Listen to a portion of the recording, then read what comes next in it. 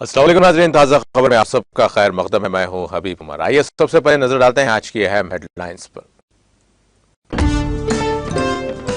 मुन्नगोड़ assembly हल्के में फहरिस्त राय दहिंदगान की रिपोर्ट पेश करे तेलंगाना हाई कोर्ट की इलेक्शन कमीशन को हिदायत।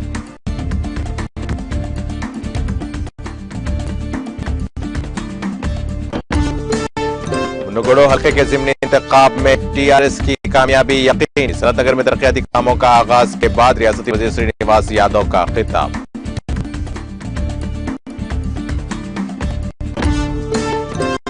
तैयारे में धुएं के बाद हैदराबाद एयरपोर्ट पर इमरजेंसी लैंडिंग। महफूज लैंडिंग पर तैयारे में सवार 96 मुसाफिरों ने ली राहत की सांस।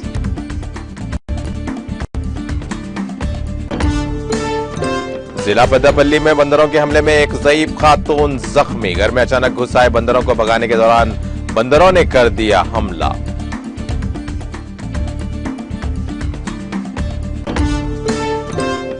वज़ीर-ए-आज़म मोदी ने चौथी वंदे भारत एक्सप्रेस को झंडी दिखाकर किया रवाना। कहा, आज का नया हिंदुस्तान तमाम पुराने चैलेंजेस पर तेजी से कर रहा है काम।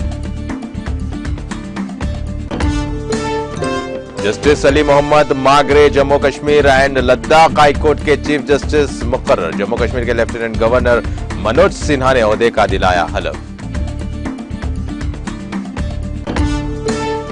कोरोना के बाद हिंदुस्तान ने तरक्की की रफ्तार बढ़ा दी। G20 के वज़राए खजाना और बैंक गवर्नर्स के इजलास से सीतारमण का खिताब।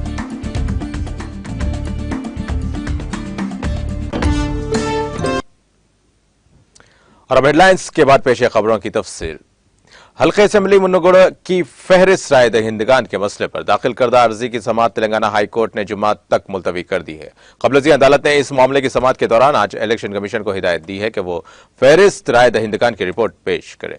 दरख्वास्त गुजार की तरफ से एडवोकेट रचना रेड्डी ने दलाइल पेश किए। उन्होंने अदालत के इल्म में इस बात को लाया कि इस हल्के में राय दहिंदों का इंदराज वोटर्स रजिस्ट्रेशन कवायद की खिलाफ वर्जी करते हुए किया गया है। उन्होंने निशानदही करते हुए कहा कि फॉर्म 6 के मुताबिक तकरीबन 25,000 नए राय दहिंदों का इंदराज अमल में लाया गया। उन्होंने दावा किया कि मुन्नगोड़ हल्के के मुख्तलिफ मंडलों में वोटर रजिस्ट्रेशन का अमल अंजाम दिया गया। उन्होंने कहा कि ज़िमनी इंतखाबात के शेड्यूल को हतमी शक्ल दे दी गई है और ज़िमनी इंतखाबात 3 नवंबर को होंगे।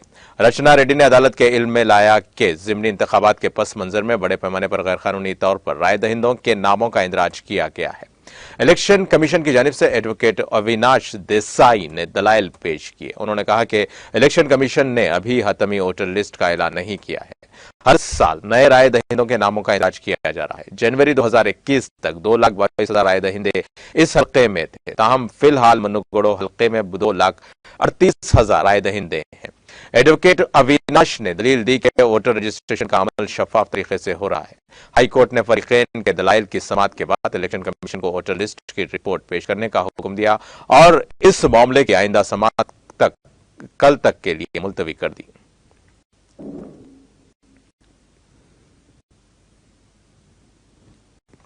वज़ीर अफ़ज़ाइश मवेशियान टी श्रीनिवास यादव ने दावा किया है कि तमाम तबक़ात की तरक्की फलाही प्रोग्राम और पर अमलावरी और बेहतर हुक्मरानी फराहम करने का सेहरा वज़ीर आला के चंद्रशेखर राव के सर जाता है। उन्होंने वाज़ेह किया कि टीआरएस के जरिए ही मुन्नगोड़ हल्के के अवाम को फ्लोराइड के पानी के मसले का मुस्तकिल हल निकाला गया है।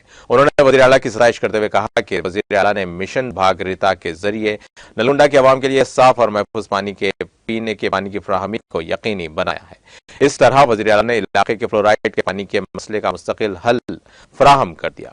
कई दहाइयों से फ्लोराइड वाले पानी के मसाइल की वजह से कई अफराद माजूर हो चुके थे। 12 साल तक हुकूमत करने वाली कांग्रेस नलगुंडा में इस मसले को हल करने में नाकाम हो गई थी। वज़ीर मौसूफ ने हल्के असेंबली सनतनगर में कई करोड़ रुपए के तरक्याती कामों का आगाज किया। इस मौके पर उन्होंने मीडिया से बात करते हुए दावा किया कि मुन्नगोड़ असेंबली हल्के से रियासत की हुक्मरान जमात टीआरएस की कामयाबी यकीनी है।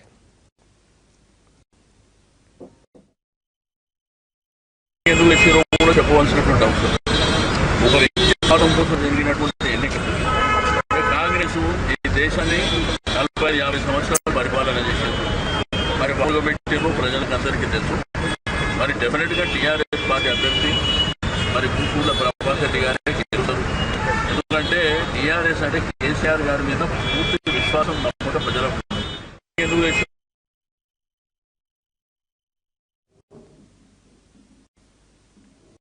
गोवा से हैदराबाद आने वाले स्पाइस जेट के तैयारे में धुएं के बाद फौरी तौर पर उस तैयारे की इमरजेंसी लैंडिंग शहर हैदराबाद के शमशाबाद एयरपोर्ट पर करवाई गई है। ये वाकया उसके साथ ही तैयारे में सवार मुसाफिरीन खौफजदा हो गए। तैयारे की लैंडिंग से कुछ देर पहले फ्लाइट नंबर SG3737 में अचानक धुएं को महसूस करते ही पायलट ने फौरी तौर पर ATC से इमरजेंसी लैंडिंग की इजाजत मांगी, जो इसको दे दी गई और इस तैयारे ने महफूज तौर पर लैंडिंग की। तैयारे में धुएं से एक खातून मुसाफिर के मुतासिर होने की इतला मिली है। ये खातून मुसाफिर फिलहाल एयरपोर्ट के अहाते में वाक़ हॉस्पिटल में जेर इलाज है। इस तैयारे में 6-9 मुसाफिरीन सवार थे, जिन्होंने इस तैयारे की महफूज लैंडिंग पर राहत की सांस ली। इस तैयारे की इमरजेंसी लैंडिंग के सबब 9 परवाजों के रुख को मोड़ दिया गया है। इनमें 6 डोमेस्टिक और 2 बैनुल-अक़वामी परवाजें थीं।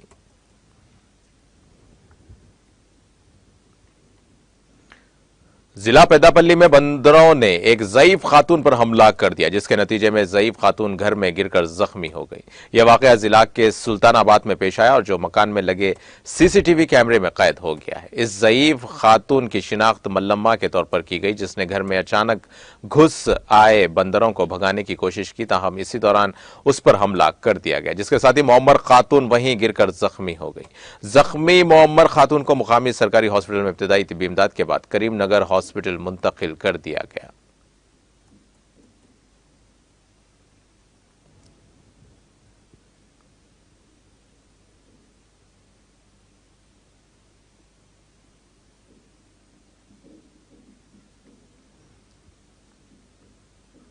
संगारेड्डी जिले के IDA बोलारम इंडस्ट्रियल इलाके के हुदूद में एक नौजवान की लाश सड़क पर पुलिस को दस्तयाब हुई। पुलिस ने कहा कि इस नौजवान की शिनाख्त की कोशिश की जा रही है, जिसके हाथ और पैर बांधकर उसका कत्ल कर दिया गया। इसके चेहरे पर प्लास्टिक का कवर भी डाल दिया गया ताकि इसकी शिनाख्त मिटाई जा सके। ये लाश पुलिस को रिंग रोड सर्विस रोड पर मिली। शुबा किया जा रहा है कि जुमेरात की सुबह में कत्ल की यह वारदात पेश आई। पुलिस ने इस सिलसिले में एक मामला दर्ज कर लिया। पुलिस की क्लोज टीमों ने भी मुकामी वाकया का मुआयना किया ताकि शवाहिद जमा किए जा सकें। पुलिस ने शुबा जाहिर किया कि उसका कत्ल किसी और मुकाम पर करते हुए लाश को यहां लाकर फेंक दिया गया। पुलिस ने शुबा जाहिर किया कि मोहब्बत या फिर जायदाद के तनाजे पर यह वारदात पेश आई।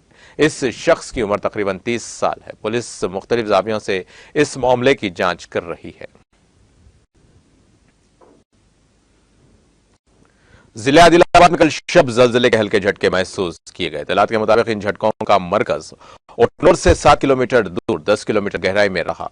औहदेदारों ने कहा कि रेक्टर स्केल पर उन झटकों की शिद्दत 3.0 दर्ज की गई है। इन झटकों के साथ ही लोग खौफ के आलम में घरों से बाहर निकल गए और कई अफराद ने जान बचाने के लिए सड़कों पर ही रात गुजारने को तरजीह दी। बाज अफराद सेल फोन्स के जरिए अपने रिश्तेदारों की खैरियत मालूम करते देखे गए। इन झटकों में किसी भी किस्म की अमवात या फिर किसी भी किस्म के नुकसानात का पता नहीं चल सका। मुकामी अफराद के मुताबिक ये झटके कल शब तकरीबन 11:23 पर महसूस किए गए। उन्होंने कहा कि ये झटके 3 सेकेंड्स तक महसूस किए गए।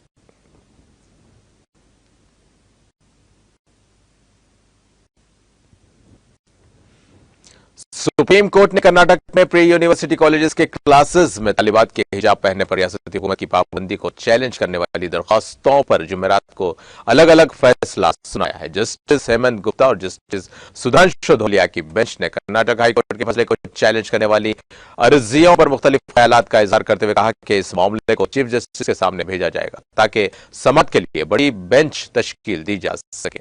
हाईकोर्ट ने 15 मार्च के अपने फैसले में हिजाब पहनने पर पाबंदी लगाने वाली रियासती हुकूमत के 5 फरवरी के हुक्म को बरकरार रखा था।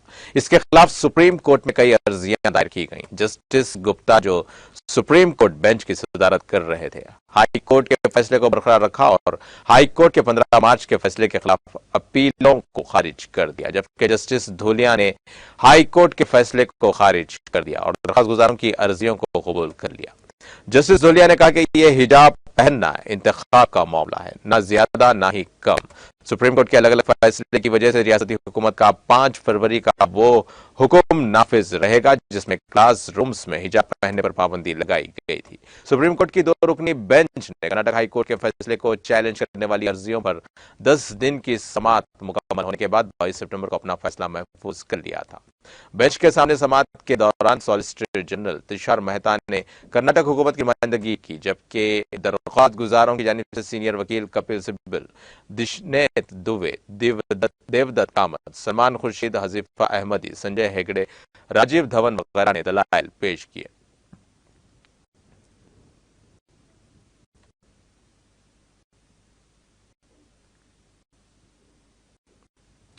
सदर द्रौपदी मुर्मू ने त्रिपुरा के वजीर आला मानिक साहा के साथ जुमेरात को गुवाहाटी कोलकाता गुवाहाटी ट्रेन को अगरतला स्टेशन से मणिपुर के खोंग्सगांग तक तौसी और अगरतला जेरीबाम अगरतला जन शताब्दी एक्सप्रेस को हरी झंडी दिखाकर रवाना किया। इस मौके पर खिताब करते हुए मोहतरमा मुर्मू ने उम्मीद जाहिर की कि शुमाली रेलवे NFR के जरिए एक्सप्रेस ट्रेन की तौसी के साथ शुमाल मशरकी रियासतों में जमीनी सतह पर राब्ता मजीद मजबूत होगा।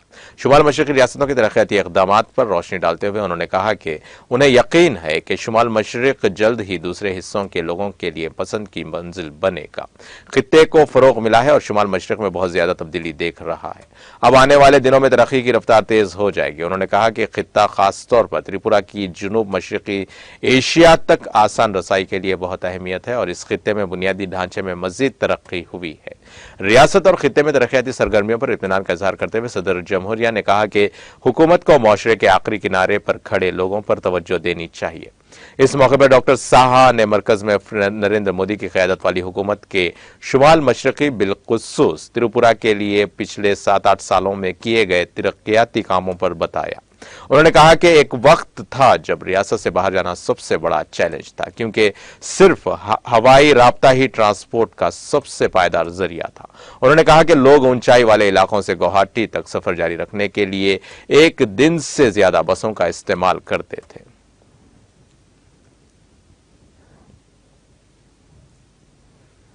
वजीर-ए-आज़म नरेंद्र मोदी ने आज हिमाचल प्रदेश के अरुणा रेलवे स्टेशन से वंदे भारत एक्सप्रेस को हरी झंडी दिखाई दी। यह मुल्क में शुरू होने वाली चौथी वंदे भारत एक्सप्रेस ट्रेन है। बल्क ड्रग पार्क और IIT कैंपस का भी इफ्तिताह किया। मोदी अरुणा के चंबा पहुंचे, जहां यहां जोगन में एक रैली से खिताब करेंगे। चंबा में वज़ीर-ए-आज़म ग्रामीण सड़क योजना के तीसरे मरहले का आगाज करेंगे। इसके अलावा बिजली के 2 मंसूबों का संग बुनियाद रखा जाएगा। कबल दिन जलसे आम से खिताब करते हुए मोदी ने कहा कि आज का नया हिंदुस्तान तमाम पुराने चैलेंजेस पर तेजी से काम कर रहा है। जो सहूलतों पिछली सदी में आवाम तक पहुंचनी चाहिए थी, वो अब लोगों तक पहुंच रही है। उन्होंने कहा कि हम न सिर्फ 20वीं सदी के लोगों की जरूरियात को पूरा कर रहे हैं, बल्कि हिमाचल में घर घर जाकर 21वीं सदी की जदीद सहूलियात भी दिए जा रहे हैं। इसीलिए आज हिमाचल की तरक्की के लिए बेमिसाल काम किया जा रहा है। आज जहां हिमाचल में देही सड़कें दुगनी रफ्तार से बन रही हैं, वहीं ग्राम पंचायतों को भी तेज रफ्तारी से राब्ता फराहम किया जा रहा है। गुज़िश्ता हुकूमतों पर तंज करते हुए मोदी ने कहा कि 40 साल पहले दिल्ली में बैठी हुकूमत ने एक छोटी रेलवे लाइन पर मोहर लगाई, फाइल बनाई और दस्तखत किए। इलेक्शन आया तो लोगों की आंखों में धूल झोंक कर वोट इकट्ठे किए, लेकिन जमीन पर एक भी काम नहीं हुआ। एक तरफ जहां हिमाचल में हजारों बैतुल खला बन रहे हैं, वहीं दूसरी तरफ हर गांव में बिजली का निजाम बेहतर किया जा रहा है। ऊना से चौथी वंदे भारत ट्रेन के रवाना होने के बाद चंबा पहुंचने पर मिस्टर मोदी ने डबल इंजन वाली हुकूमत के फवायद का जिक्र किया और स्टेज पर पहुंचकर मैदान में जमा होने वाले बहुत बड़े हुजूम का झुककर इस्तकबाल किया।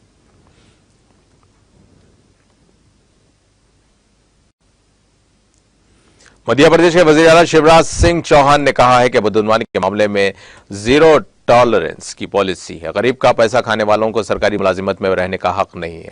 उन्हें मुलाजिमत से बर्खास्त कर दिया जाएगा। सरकारी मालूमात के मुताबिक शिवराज चौहान आज सुबह की मीटिंग में वीडियो कॉन्फ्रेंसिंग के जरिए जिला रेवा का जायजा ले रहे थे। साबिक वजीर Rajendra Shukla, MP Janardan Mishra, chief secretary Iqbal Singh Bains, मुख्तलिफ महकमों के प्रिंसिपल सेक्रेटरीज और जिला रेवा के MLA और अफसरान शख्सी तौर पर इस मीटिंग में शामिल थे। वजीर आला ने कहा कि रियासती हुकूमत मध्य प्रदेश के यौम तासीस पर अवामी फलाह व बहबूद और तरक्याती कामों में बेहतर कारकर्दगी पेश करने वाले अफसरान और मुलाजिमीन को एजाज से नवाजेगी। रियासत के लोगों की जिंदगियों को बदलने के मकसद से तरक्याती और अवामी बहबूद की सरगर्मियां बड़े पैमाने पर चल रही हैं। अवामी नुमाइंदे, इंतजामी अफसरान और मुलाजिमीन टीम स्पिरिट से काम करके आइडियल पेश करें। शिवराज चौहान ने कहा कि chief minister public service scheme का मकसद यह है कि आम आदमी को सरकारी दफातर के चक्कर लगाने की जरूरत नहीं पड़नी चाहिए। हर अहल शख्स को स्कीम्स का फायदा बर वक्त और आसानी से मिलना चाहिए। वजीर आला ने कहा कि कुलकारी अभियान के तहत हाई रिस्क वाली हामिला खवातीन को दर्ज करने के लिए खुसूसी तौर पर तैयार करदा सॉफ्टवेयर का इस्तेमाल किया जा रहा है और उनकी जरूरी सेहत की जांच और जरूरी मशवरे बर वक्त फराहम किए जा रहे हैं। अभी तक सिर्फ 32% घरानों को ही जल जीवन मिशन के तहत घरेलू नल के कनेक्शन दिए गए हैं और कलेक्टर्स से सूरत हाल के बारे में मालूमात हासिल की जा रही है, जिनमें बताया गया है कि काम के नाकिस मेयार की वजह से मुतालिका ठेकेदार पर 9 लाख रुपए जुर्माना आयद किया गया।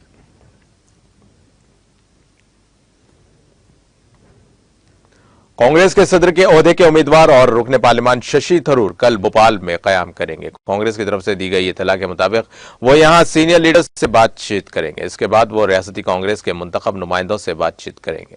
थरूर दोपहर में दिल्ली के लिए रवाना होंगे। इससे पहले कल कांग्रेस सदर के ओहदे के लिए एक और उम्मीदवार और पार्टी के सीनियर लीडर मल्लिकार्जुन खड़गे भोपाल आए थे।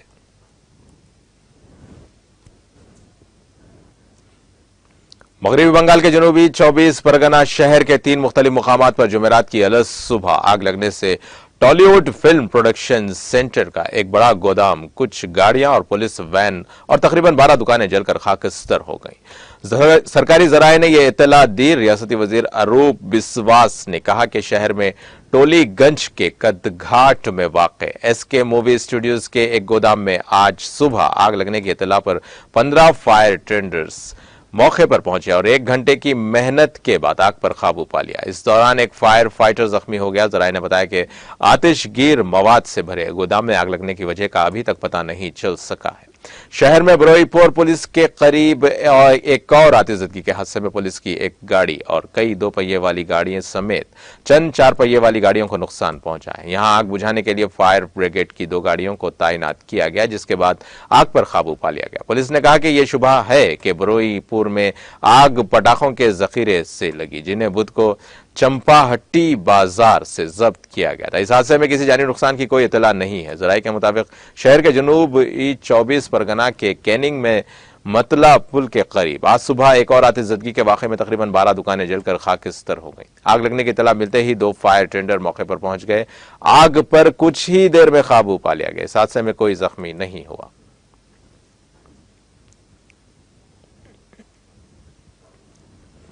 शिफाली वर्मा की धमाका खेज इनिंग्स और दीप्ति शर्मा की शानदार गेंदबाजी की बदौलत हिंदुस्तान ने जुमेरात को सेमीफाइनल में थाईलैंड को 74 रन से शिकस्त देकर खवातीन एशिया कप 2022 के फाइनल में जगह बना ली। हिंदुस्तान ने थाईलैंड को 20 ओवर्स में 149 रन का हदफ दिया, जिसके जवाब में थाईलैंड की टीम 9 विकेटों के नुकसान पर सिर्फ 74 रन ही बना सकी।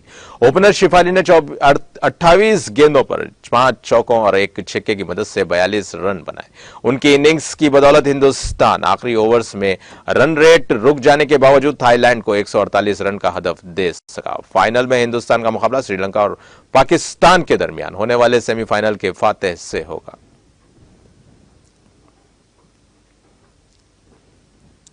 जम्मू कश्मीर के लेफ्टिनेंट गवर्नर मनोज सिन्हा ने जुमेरात के रोज जस्टिस अली मोहम्मद मागरे को Jammu Kashmir and Ladakh high court के चीफ जस्टिस के ओहदे का हलफ दिलाया। Justice Ali Mohammad Magrey Jammu Kashmir high court के 35वें चीफ जस्टिस मुकर्रर हुए। मौसूफ जस्टिस की हलफ बर्दारी की यह तकरीब यहां शोरा आफाक झील डिल के किनारों पर वाक़ शेर कश्मीर इंटरनेशनल कन्वोकेशन सेंटर में मुनाकिद हुई। इस मौके पर सीनियर सियासी लीडर्स और डेमोक्रेटिक आजाद पार्टी के chairman Ghulam Nabi Azad, national conference के सीनियर लीडर और रुकन पार्लियामान जस्टिस आर हुसनैन मसूदी, रुकन राज्यसभा अली मोहम्मद खटाना, जम्मू कश्मीर हाईकोर्ट की साबिक चीफ जस्टिस गीता मित्तल, जम्मू कश्मीर वक्फ बोर्ड की chairperson doctor Darakhshan Andrabi, Srinagar municipal corporation के मेयर जुनेद अजीम मत्तू के अलावा हाईकोर्ट की मौजूदा व सबकुदो जज साहिबान, जुडिशियल अफसरान, वकला और सिविल व पुलिस महकमों के आला अफसरान भी मौजूद थे। मौसूफ लेफ्टिनेंट गवर्नर ने जस्टिस अली मोहम्मद मागरे को जम्मू कश्मीर हाई कोर्ट के जनरल रजिस्ट्रार की तरफ से तकर्री वारंट बनने के बाद 11:30 बजे हलफ दिलाया। बता दें कि जस्टिस अली मोहम्मद मागरे का ताल्लुक जनूबी कश्मीर के जिले कोलगाम के दमहाल हांजीपुरा से है, जहां इनकी पैदाइश 8 दिसंबर 1960 को हुई थी। उन्होंने इब्तदाई तालीम अपने आबाई गांव के स्कूल से ही हासिल की और बाद कश्मीर यूनिवर्सिटी से ग्रेजुएशन और LLB ऑनर्स की डिग्री हासिल की। साल 1948 से उन्होंने जिले अदालतों और रेवेन्यू कोर्ट्स और ट्रिब्यूनल्स में वकालत करना शुरू की।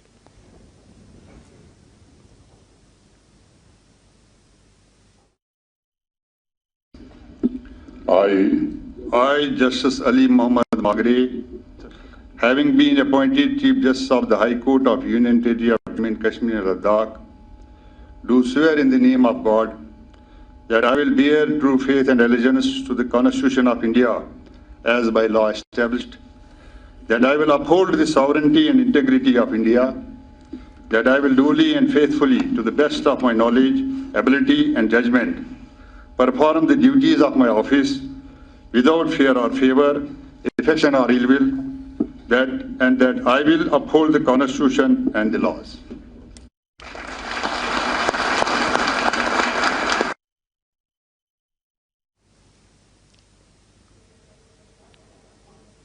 मरकजी वजीर खजाना निर्मला सीतारामन ने आज कहा कि हिंदुस्तान ने कोरोना वबा की वजह से मईशत में बड़े पैमाने पर मंदी के बाद तवील मुद्दती ढांचे जाती असलाहात के साथ फौरी इक्तिसादी जरूरियात के दरमियान तवाजुन कायम करते हुए तरक्की को तेज कर दिया है।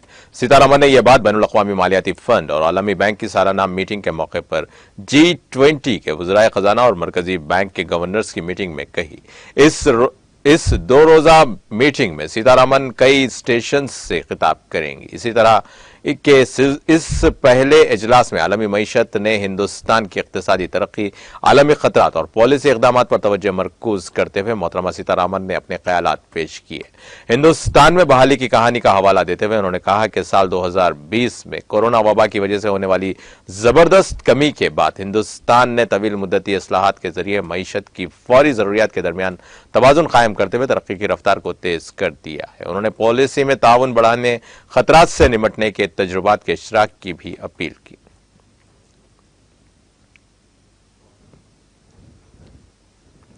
North Atlantic territory organisation NATO ने यूक्रेन को रूसी मिसाइलों से बचाने के लिए जदीद फिजाई दिफाई हथियार फराहम करने का ऐलान किया है। मीडिया रिपोर्ट्स के मुताबिक बरतानिया, कनाडा, फ्रांस और नेदरलैंड की जानिब से यूक्रेन को फराहम किए जाने वाले हथियारों में मिसाइल और रेडार भी शामिल है। अमेरिका ने पहले भी ऐसा ही वादा किया था।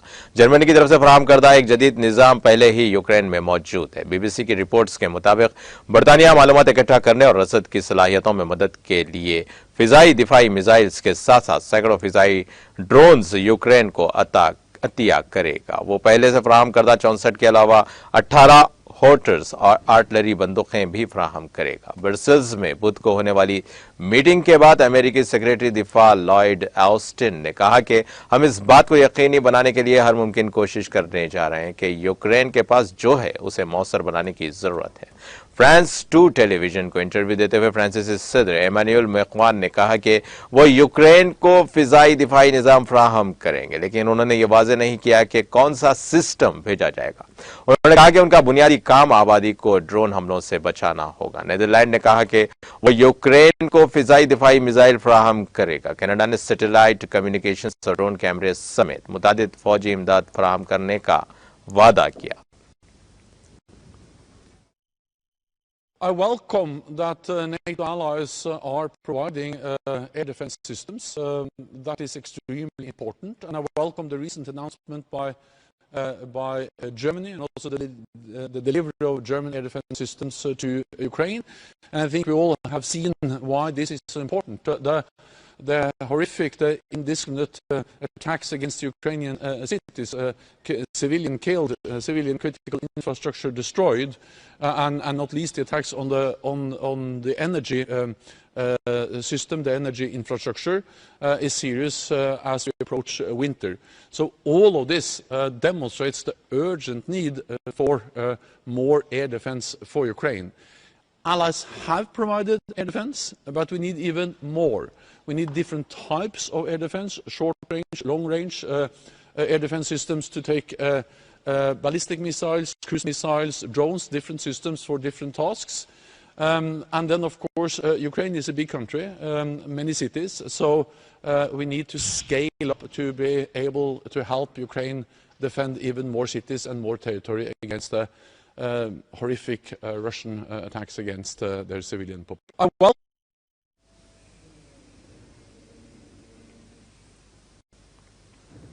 पाकिस्तान के सूबे सिंध के जिले जमशुरू के नूरी आबाद के नजदीक एक मुसाफिर बस में आग लग जाने से 8 बच्चों और 9 खवातीन समेत 18 अफराद हलाक और मुतादिद दीगर जख्मी हो गए। डॉन न्यूज ने पुलिस के हवाले से इस वाक़े की इत्तला दी है। डॉन न्यूज की रिपोर्ट के मुताबिक नूरी आबाद के डिप्टी सुपरिंटेंडेंट डीएसपी वाजिद थाहिम ने बुध को वाक़े की तस्दीक करते हुए कहा कि वाक़े में 8 बच्चे, 9 खवातीन और 2 मर्द हलाक हो गए हैं। उन्होंने बताया कि बस में 80 से जायद मुसाफिर सवार थे जिनका मगरी बरादरी से ताल्लुक है और वो कराची से वापस खैरपुर नाथन शाह जा रहे थे। रिपोर्ट के मुताबिक एक अहलकार ने बताया कि आग कोच के एयर कंडीशनिंग सिस्टम में खराबी के बायस लगी। उन्होंने बताया कि लाशों और जख्मियों को लियाकत यूनिवर्सिटी हॉस्पिटल जमशुरू पहुंचा दिया गया है। इस दौरान इमदादी कामों के लिए रजाकार भी मौके पर पहुंच गए। सूबे सिंध के वज़ीर आला मुराद अली शाह ने जमशुरू के डिप्टी कमिश्नर को फौरी तौर पर एम्बुलेंस के साथ मौके पर पहुंचने और जख्मियों को हर मुमकिन मदद फराहम करने की हिदायत दी। उन्होंने वाक़े की इंक्वायरी रिपोर्ट तलब की है।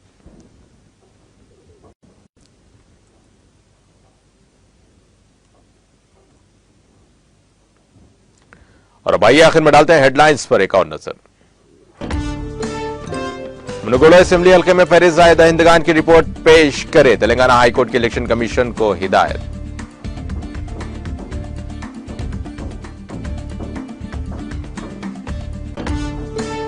मुनगोलो हल्के के ज़िमनी इंतखाब में टीआरएस की कामयाबी यकीनी। सनत नगर में तरक्याती कामों का आगाज के बाद रियासती वजीर श्रीनिवास यादव का खिताब।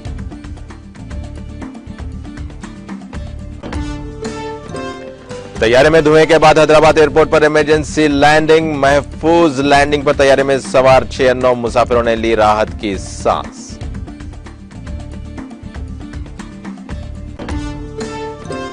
जिले पेद्दापल्ली में बंदरों के हमले में एक ज़ईफ खातून जख्मी। घर में अचानक घुस आए बंदरों को भगाने के दौरान बंदरों ने कर दिया हमला।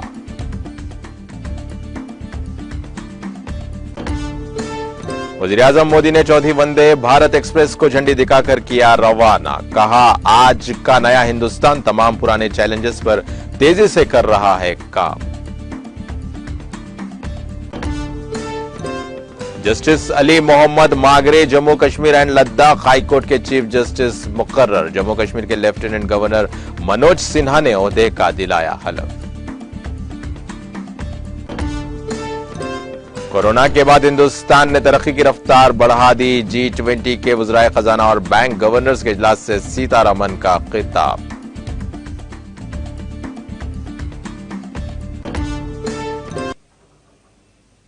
इसी के साथ नाजरीन ताजा खबर का सिलसिला यहीं खत्म होता है। ताजा खबरों के लिए देखते रहिए TTV और अब मुझे दें इजाजत। अल्लाह हाफिज।